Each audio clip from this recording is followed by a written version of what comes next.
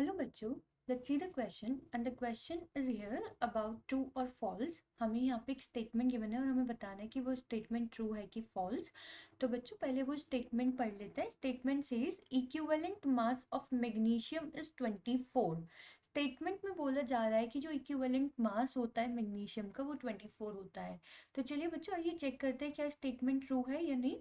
तो सबसे पहले हम यहाँ पे की कॉन्सेप्ट देख लेंगे बच्चों, और हम की कॉन्सेप्ट में देखेंगे कि अगर हम बात करें इक्विवेलेंट मास की, तो हम इक्विवेलेंट मास को किस तरीके से कैलकुलेट करते हैं। Equivalent mass is equals to that is gram atomic mass divided by valency.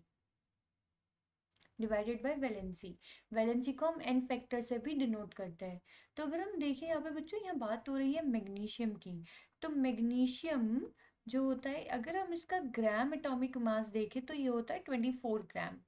And अगर हम बात करें मैग्नीशियम की, तो मैग्नीशियम एग्जिस्ट करता है Mg2+ स्टेट में, यानी कि जो वैलेंसी होती है मैग्नीशियम की, so the valency of magnesium is 2।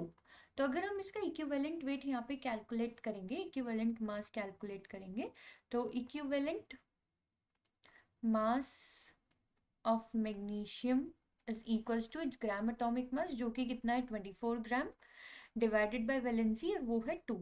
तो इसका जो हमारा इक्विवेलेंट मास निकल के आएगा that will be 12 gram.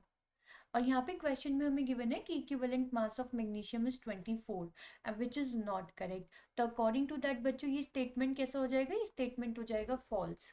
I hope बच्चों आपको ये क्वेश्चन समझ में आ गया होगा। Thank you.